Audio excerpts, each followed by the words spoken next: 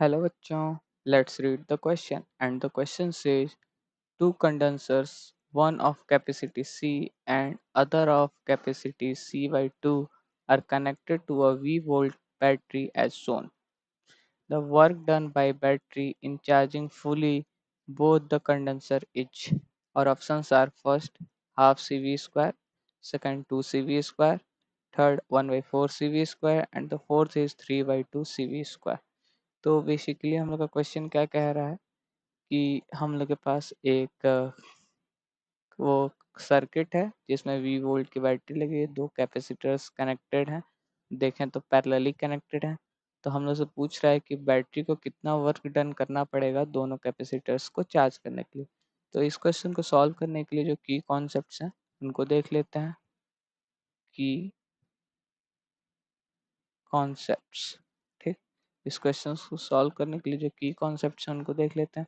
तो पहला की कॉन्सेप्ट होगा कि कैपेसिटर को चार्ज करने के लिए जो वर्क डन बैटरी को करना पड़ता है, वर्क डन बाय बैटरी हो जाता है charge flow by the battery, मतलब कि from the battery into potential applied, मतलब पोटेंशियल ऑफ द बैटरी, ये हो जाता है।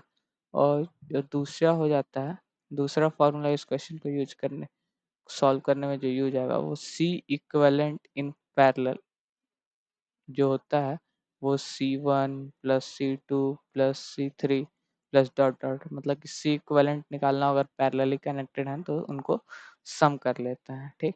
और तीसरा पॉइंट इस क्वेश्चन को सॉल्व करने के लिए वो ये है कि हम लोग को एक रिलेशन पता है, capacitance is equal to charge Q upon V voltage. तो यहाँ से हम लोग क्या लिख सकते हैं, charge is equal to capacitance into voltage, ये हम लोग को इक्वेशन यूज में आएगा, ठीक। तब इस क्वेश्चन को सॉल्व करते हैं।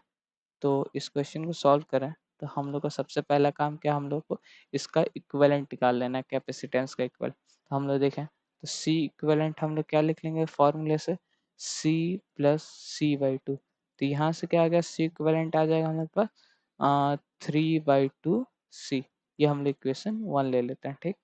अगर देखें तो हम लोग जानते हैं, और अगर हम लोग सेकेंड मान लेते हैं बैटरी से जो भी चार्ज हुआ वो total charge Q T flow हुआ। तो हम लोग क्या लिख सकते हैं, कुछ चार्ज इधर आया होगा, कुछ चार्ज इधर फ्लो हुआ होगा, और पोटेंशियल तो दोनों में सेम ही है।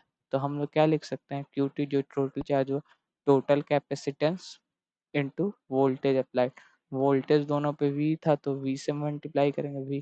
तो यहाँ से क्या आ गया हमारे पास 3/2 CV, ये हो जाएगा इक्वेशन 2 जो टोटल चार्ज फ्लो हुआ है, ठीक। तो हम लोग को अगर वर्क डन निकालना है तो हम लोग के पास क्या क्या, एक तो चार्ज हम लोगों ने निकाल लिया, पोटेंशियल पता है, तो हम लोग वर्क डन बाय बैटरी क्या लिख सकते हैं, वर्क डन बाय बैटरी क्या होता है formula, charge flow by the battery into potential, मतलब कि हम लोग Q T into potential applied ऐसे लिख सकते हैं। तो हम लोग का वर्क डन बाय बैटरी क्या गया, हम लोग ने क्यू टी मतलब चार्ज फ्लो निकाला था 3/2 CV है, 3/2 CV। और पोटेंशियल जो हमने लगाया है वो V वोल्ट की ही बैटरी से लगाया, तो इंटू V। तो यहाँ से क्या आ गया, वर्क डन क्या आ गया, 3/2 CV², ठीक। तो हम लोग के पास वर्क डन ये आ गया। अगर हम लोग ऑप्शन मैथ करें तो ऑप्शन जो 4 है वो करेक्ट हो जा रहा है। So the final answer is 3/2 CV²। Hope you understand it well. All the best. Thank you.